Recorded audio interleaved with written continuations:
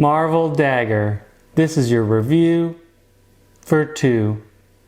Good day, my name is Joe. Today we'll be going over Marvel Dagger and how it plays with 2 players. Now, Dagger stands for Defense Alliance for Global and Galactic Emergency Response. We're just going to call it Marvel Dagger. But it's a 1 to 5 cooperative game where you'll be having a hero that you'll be moving around the board, spending your actions with other players, trying to defeat these minions and trying to advance the mission deck that the main nemesis is going to try to accomplish. So let's see a little bit more how to play. So in Marvel Dagger, essentially, you're going to have 3 actions. You will have 4 in a 2-player game to give you a little bit more leeway around the board. But you're going to use these tokens to place on your aspect sheet and your hero sheet to move around the board, to fight enemies, to defy or thwart, as you know that those may be interchangeable when it comes to comparing this to like Marvel Champions, and you can rest to recover some health. Essentially, you're trying to look at the main mission, what you can do to advance that. Sometimes it may be just doing damage to the villain, it may be going to a space, it may be defying at a certain space, all while trying to keep the threat in check, making sure that the board doesn't get overwhelmed with enemies, keeping these side missions intact. And so there's a lot going on with this game, but essentially you're trying to get 3 missions completed from the nemesis. Now there is one mission you start with that may set the scene of what's actually going on. But a lot of the game is in your hero cards and your support cards. And you get some of these support cards by resting, by doing your own mission. So there's a lot of various things to be doing in this game. But essentially it's damage control while trying to maybe attack the minion the nemesis a few times, and just kind of moving around the board Eldritch Horror style. So that's kind of the basic high-level overview of the game. Now see what I thought about the game.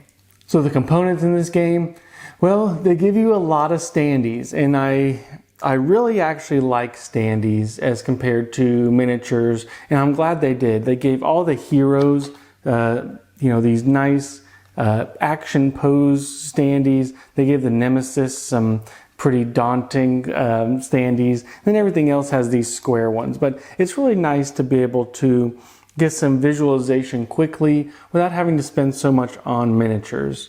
There's a lot of cards in this game, from the non-nemesis enemies to the missions to this. So they give you a lot in the box as far as the components. Now the rules were, for Fantasy Flight, I would say a little bit subpar. Sure, they were easy, but my first game, which I don't usually have to do this with a lot of Fantasy Flight, is I had to reference the rulebook quite a bit, and nothing was as clear as normally Fantasy Flight. But it was still a good flow of the rulebook, just not quite up to their normal, really great standards.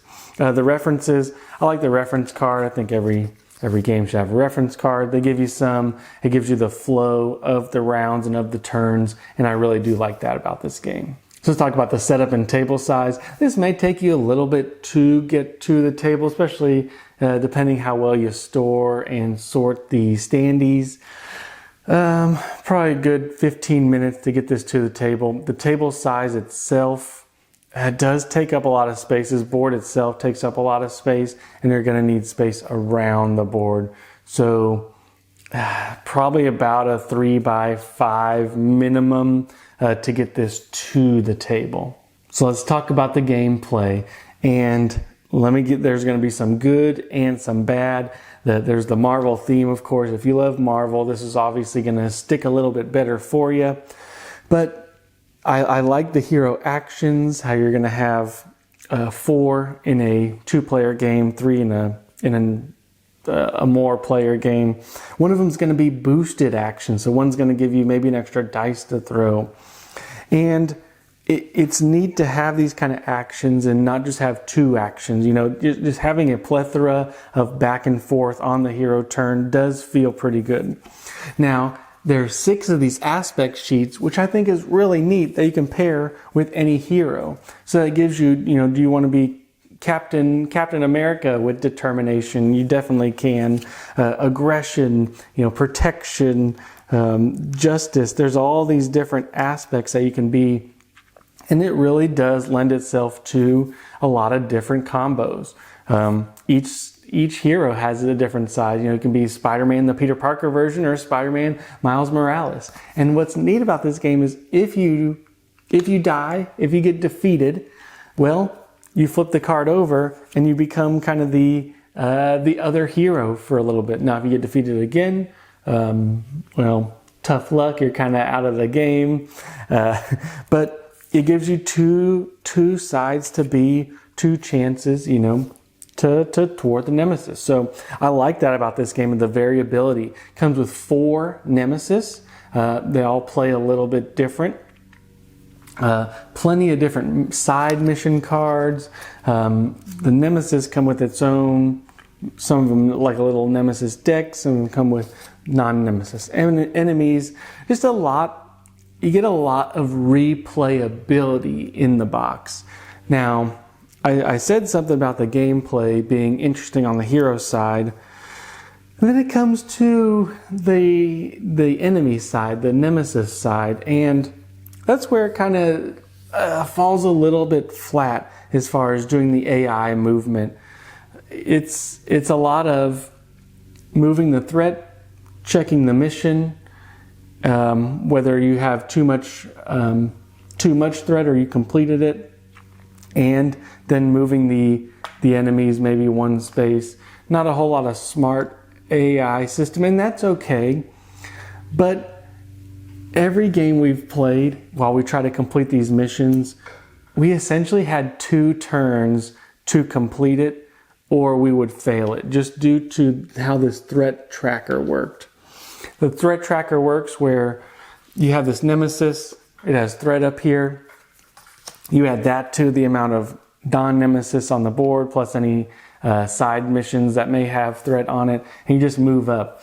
Most of them sit around the 10 to 15 range, and you're adding about 6 to 7 per turn. So you really have just 2 turns to complete it, which it just doesn't seem like a lot, you know, which is good, you know, we're moving around the board, but we have that kind of pressure to move forward on us.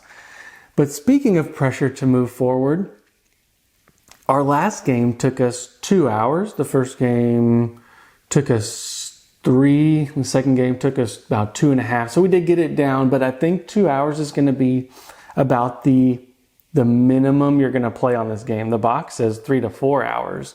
And for us, you know, my wife and I, it was a little long in the tooth. And that was a little bit of a setback for us, is we wanted it to be 1 or 2 turns just shorter. You know, maybe we could take out that first mission card that we had to complete. But essentially, you place your tokens down, you do your move one at a time. You look at your side supporting characters. You can use your team up track to get some of these team up cards put together. Side missions, main mission. It's fairly straightforward gameplay. So is this game good for 2? You know, it's a decent game for 2. I think this would be a lot more fun with 3+. However, that is going to probably extend the time it takes to play the game. And like I said, it was a little bit long in the tooth for us. But I could definitely see how more players would be better. Now, 2 of the 3 nemesis we played, the second half of the game, we just kind of sat in the nemesis spot and either defied or thwarted, you know, whatever you want to call it, on that spot, or hit the nemesis and tried to get him stunned so he wouldn't do much.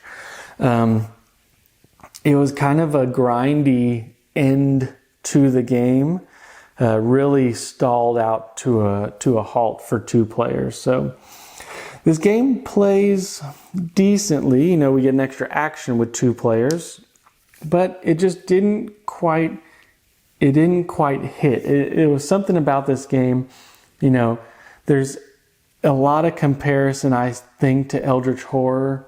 There's a lot of comparison to maybe a Pandemic style because you're moving around the board. And we also saw notes of Marvel Champions. So it's kind of like those 3 mashed together, but it didn't quite hit on every level for us. Now, like I said, there were some good things about the game. The hero movement, the actions, everything was pretty quick as far as the movement, but the game itself just long in the tooth. So I won't ramble on too much. You get a lot in the box. Replayability, there's 4 nemesis. There's a lot of different heroes and aspects, a lot of replayability if you like the game. But for us, the game just felt a little bit flat. So 2 players, it's good. I could see this being more fun with more. So our review kind of just in the middle on this one. So hope you guys enjoy the review, and until next time.